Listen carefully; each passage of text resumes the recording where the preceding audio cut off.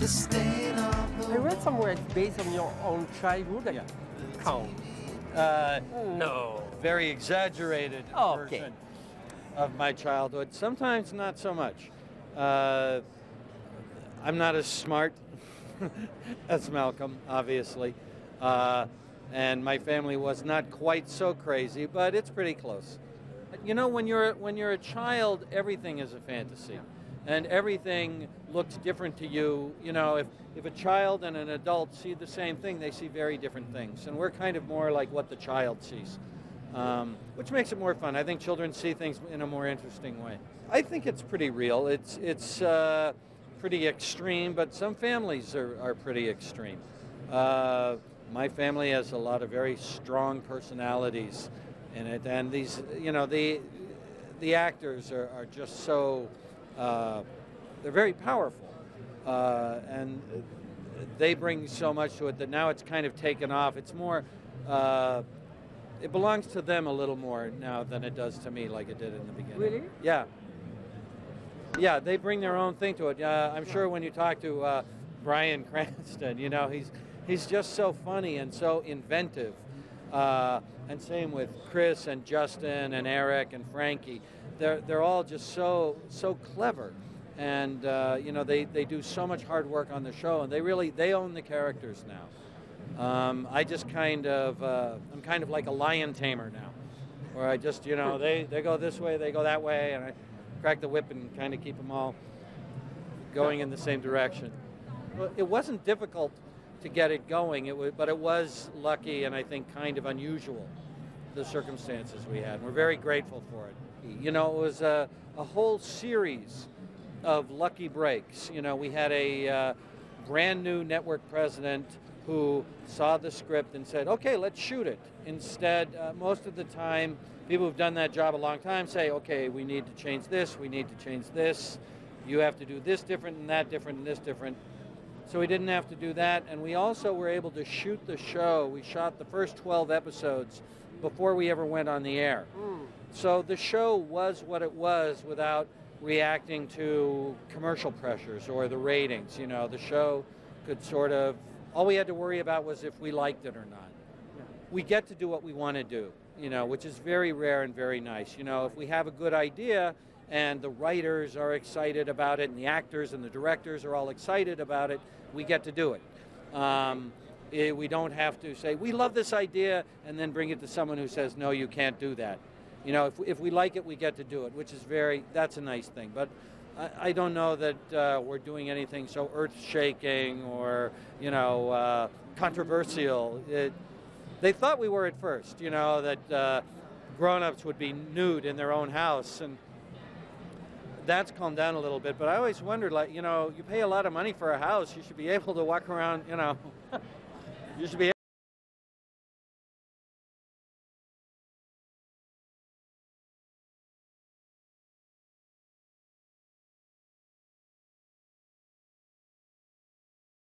Father. Oh, Really? I'm just a big kid, aren't I? Yeah. Definitely. So the wife, the mom of the family, has really not just 4 boys, but 5 boys to deal with at home. Yes, she is the person who pulls us together. She's the glue. As in most families, you know, the mother really kind of holds the house and home together, right? She is the voice of reason, and You are not, definitely. As a father, you are not a voice of reason. Well, You better be on a motorcycle, easy rider, things like that. With yes, the kids. exactly. I think there's a lot of reason that comes deep down within Bryan in strange moments. Thank you. He has his times. Like when he came to school to help me out, set me straight. That's right. Where was good Jane fatherly then? advice. Jane wasn't around, was she? We've done a role reversal. So in this family, the father is more sensitive. The mother is still a more emotional person, but the dad is more of a softer, more sensitive kind of guy. And He's easier to talk to. Easier, yeah. See, and see, that's why I'm here on this outing with my boys. Where's she? Yeah. Not around. Where's she? Probably at the tables, losing all our money. That's where she is right now here in Las Vegas. So you know, our show doesn't hesitate and is not afraid to have the parents, especially the mom here, yell at her kids, scream at their kids, and yet you always know that she loves them with all her heart. And that's real life. That's what happens inside homes, no matter what country you're from. That's the real deal. So, I mean, that's part of it. But we are a very together family. We have dinner together every night. Well, not all of us, but if you didn't create so many problems, you wouldn't. So it's my fault again. No, they're talking about the show. Oh, yeah. On the show, yeah. Go on. Yeah, I mean, if he didn't create so many problems, he'd be back home. Actually, Hal, I want to get him home. I want to bring him home as soon as I can. But you know, he's such a bad egg that we've got to keep him away for a while. Thank you. To have him grow up a little bit. I'll talk to Malcolm usually, or one of the boys, and I'll try to fix it. But I'm kind of an idiot, so it won't help. And then it'll fall back on my lap, and I'll get in trouble, and I'll have to stay in military school for another 11 years. Kind of an idiot. I'm an You're not idiot. kind of. You're a full idiot. You're very smart. There we go. When we're at the house, I play myself, you know. I sort of act how I would, of course, in the situation. But, you know, the genius part, I'm not really a genius, but that's, you know, you don't really see Malcolm in the school a lot, you know. So you don't really, I don't have to do, like, too many, like, numbers and stuff like that, but. It's not the boss. It's definitely not the boss. Oh. Mom's the boss. Yeah, Mom's the boss. He's the brains. I'm the brains. So we got the brains, the brawn, the Sexy. I was trying to go for a B word. I forgot that. The screw up. And the baby boy. The hamster. Yeah. Hamster. All right, hamster. I know. He's still got the soft head. We got to be careful not to puncture it. You can't reform his skull. Yeah. Oh, sorry. There you go. There, you're back together. Hey, my head's deformed. Is kind of like a little bit of a boy and a little bit of a pet. You know, like a hamster or a goldfish or, you know, just a very, very strange little boy. Sometimes we show what's going on in his mind, and it has nothing to do with, nothing to do with reality. You know, like a lot of little kids are like that. He's just sort of a very dreamy little boy. It takes 7 to 10 weeks to write a script for it and go through all the rewrites and everything. It takes 6 days to shoot it, and then about 7 weeks of editing and music and all that. So what's that out of? It's about 2.5 months for each episode.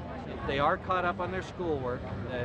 They don't get to work if they don't do their homework, and they have to do their homework first in the morning. I call the teachers and make sure they did their homework that morning before they get to go to work. But had what I considered a horribly unfair, very traumatic, awful childhood. And then when I would tell people stories about my awful, horrible childhood, people just thought it was funny. And so my friends kept telling me to, you know, you should write these stories down. It's a good TV show. So I did. It turns out they were right. But it's just about, you know, a real family as opposed to a normal TV family where everyone does the right thing and everyone knows the answer to every problem. You know, they hurt each other's feelings. They fight all the time. It's, you know, a little more real. We think that's why it's funny. I was the Malcolm age. That I'm not my mother told me, I won't tell you what your IQ was, but it wasn't 165. That was the first thing she said when she saw the show.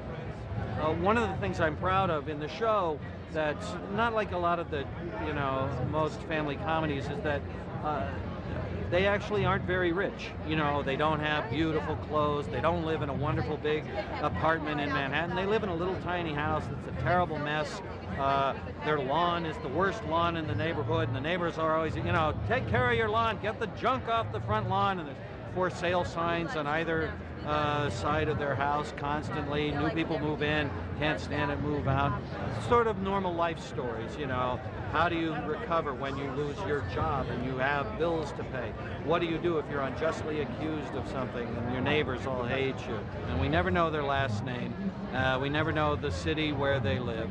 We never even know really what time it's taking place. I started my first job 25 years ago next week. I started on Little House on the Prairie, working for Michael Landau. I was right out of acting school. And I'd only been out of acting school for 2 months, and I got that job. Little House on the Prairie is unbelievably good luck. You know, there were a lot of young kids in the show. And the one thing is in contrast to a lot of child actors, every one of those kids on Little House turned out great. They're wonderful adults now. You know, they're productive. Some are in show business, some aren't, but they're all very responsible, well-rounded people. You know, they're good people. And I think a lot of that was because of the way Michael Landon treated them. You know, they had a job to do, but he always remembered that they were kids, and we're trying to do that with these boys, you know. And right now we've got 2 teenage boys, a 20-year-old boy and a 9-year-old boy, and it's, you know, it's a lot of work. Michael Landon, you know, he was such an inspiration. And it was the first time I ever knew there was such a thing that you could be a nice boss. You know, you didn't have to be, you know, somebody was screaming and, you know, bullying everybody. And it was really inspiring. And I learned a lot from him, you know, just watching the way the show ran and, you know, those kind of stories, those family